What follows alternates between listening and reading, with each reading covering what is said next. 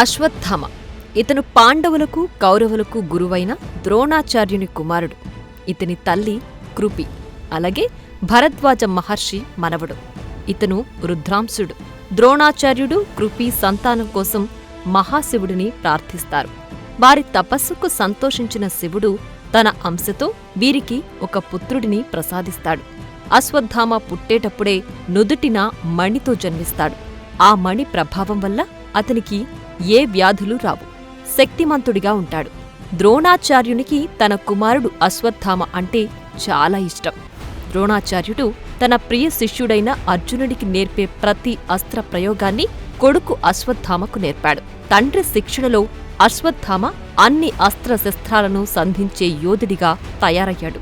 ఎంతలా అంటే అర్జునుడిని సైతం ఎదిరించగల వీరుడిలా మారాడు. ద్రౌపది వస్త్రాపహరణ సమయంలో దుర్యోధనుడు దుశ్శాసనుడు చేసేది తప్పని కౌరవ సభలో ప్రకటించి అన్యాయాలను అక్రమాలను సహించనని చాటి చెప్పిన గొప్ప వీరుడు అశ్వత్థామ. మహాభారత యుద్ధంలో కౌరవ పక్షాన పాండవులతో పోరాడిన మహారథి అశ్వత్థామ. చివరికి యుద్ధంలో కౌరవుల పక్షాన కృతవర్మ కృపాచార్యుడితో మిగిలింది అశ్వత్థామ మాత్రమే. కురుక్షేత్ర సంగ్రామంలో మహాపరాక్రముడైన ద్రోణునిని చంపడానికి ధర్మరాజు అశ్వత్థామ అతఃకుంజరః అని అబద్ధమాడ్తాడు. తన కుమారుడు అశ్వత్థామ మరణించాడని కుంగిపోయిన ద్రోణుడు అస్త్ర సన్యాసం చేసి దృష్టదుమ్నుని చేతిలో తల నరికివేయబడి మరణిస్తాడు. తన తండ్రిని మోసం చేసి చంపిన పాండవులపై కక్షతో రగిలిపోతాడు అశ్వత్థామ. ఆ యుద్ధంలో అశ్వత్థామ పాండవులకు చెందిన ఒక అక్షౌహిణిని సైన్యాన్ని వధించాడు.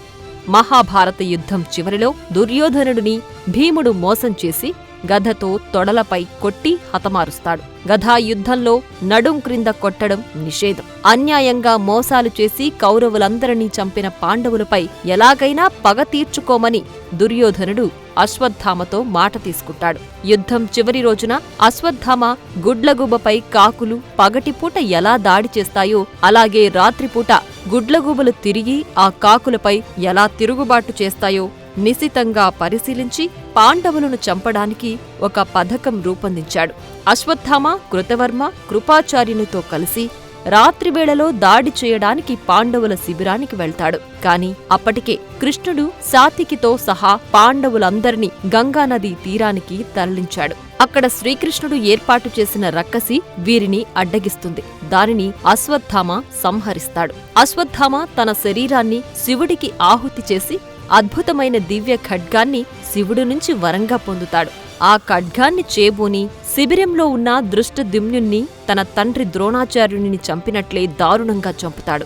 అలాగే శిబిరంలో నిద్రిస్తున్న పాండవులకు ద్రౌపదికి పుట్టిన 5 మంది ఉప పాండవులను దారుణాతి దారుణంగా చంపుతాడు. ఆ రాత్రి అశ్వత్థామను చూచిన వారెవ్వరైనా అతను మహారుద్రుడిలా రుద్రతాండవం చేస్తున్నాడు అని అరుస్తూ పరుగులు తీస్తారు. ఏ ఒక్కరిని వదలకుండా పాండవుల పక్షంలో మిగిలిన అందరినీ అశ్వత్థామ దారుణంగా చంపాడు. ఇది తెలుసుకున్న పాండవులు అశ్వత్థామను వెంబడిస్తారు. అర్జునుడు అశ్వత్థామతో యుద్ధం చేస్తాడు. ఇద్దరు సమవుజ్జీలు, ఇద్దరు మహారథుల మధ్య యుద్ధం భయంకరంగా జరుగుతుంది. చివరకు అశ్వత్థామ తనను తాను కాపాడుకోవడానికి బ్రహ్మశీర్ష అస్త్రాన్ని ప్రయోగిస్తాడు. ప్రతిగా అర్జునుడు కూడా బ్రహ్మశీర్ష అస్త్రాన్ని ప్రయోగిస్తాడు. ఆ రెండూ ఢీకొంటే ప్రళయం తప్పదని భావించిన వేదవ్యాసుడు ఇద్దరిని బ్రహ్మాస్త్రాన్ని ఉపసంహరించుకోమని అంటాడు. అర్జునుడు విజయవంతంగా బ్రహ్మాస్త్రాన్ని ఉపసంహరించుకోగా అశ్వత్థామ ఉపసంహరించుకోలేకపోతాడు. కారణం అతని తండ్రి ద్రోణాచార్యుడు బ్రహ్మాస్త్రాన్ని ప్రయోగించడమే తప్ప ఉపసంహరణ నేర్పలేదు. ఆ బ్రహ్మాస్త్రానికి ఏదో ఒక లక్ష్యాన్ని చూపించాలి కనుక పాండవుల మీద ద్వేషంతో రగిలిపోతున్న అశ్వత్థామ పాండవ స్త్రీల గర్భాల మీదకు దారి మళ్లిస్తాడు. వారిలో అర్జునుని కోడలు ఉత్తర కూడా ఉంది.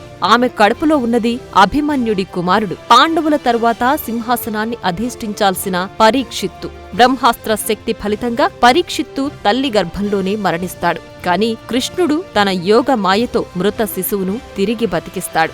ఆడవారి మీద, అందున గర్భంలో ఉన్న పిండం మీద బ్రహ్మాస్త్రాన్ని ప్రయోగించినందుకు ఆగ్రహించిన శ్రీకృష్ణుడు అశ్వత్థామను కలియుగాంతం వరకు కుష్ఠువ్యాధి గ్రస్తుడివై బతికి ఉండమని, నీకు ఎవ్వరూ సహాయం చెయ్యరని, ఆహారం దొరక్క ఆకలికి అలమటిస్తూ బ్రతకమని శపిస్తాడు. అతని నుదుటన ఉన్న మణిని తీసివేస్తాడు. దాంతో అశ్వత్థామ నుదుటిన పెద్ద గాయమై రక్తం మరియు చీము నిరంతరం కారుతూ బతుకుతూ ఉంటాడు. ఇప్పటికీ అతను హిమాలయాల వద్ద ఉత్తర భారతంలోని అడవులలో తిరుగుతుంటే చూశామని చాలామంది సాధువులు, గిరిజనులు, సైంటిస్టులు, సామాన్య ప్రజలు కూడా చెప్పారు. ఇంకొక వాదన ప్రకారం ఇతడు సప్త చిరంజీవులలో ఒకడని. సప్త చిరంజీవులు అంటే ఈ భూమి మీద చావు లేకుండా బ్రతికినవారు. వీరు 7. అందులో బలిచక్రవర్తి, వ్యాసమహర్షి, పరశురాముడు, హనుమంతుడు, విభీషణుడు, కృపాచార్యుడు, అశ్వత్థామ. వీరందరికీ చావులేదు. వీరు కలియుగం చివరి వరకు బ్రతికుండి శ్రీ మహావిష్ణువు దశావతారమైన కల్కి జన్మించినప్పుడు అతనికి సహాయం చేస్తారని చెబుతారు. మొత్తంగా ఇది మహాయోధుడు, చిరంజీవి అశ్వత్థామ కథ.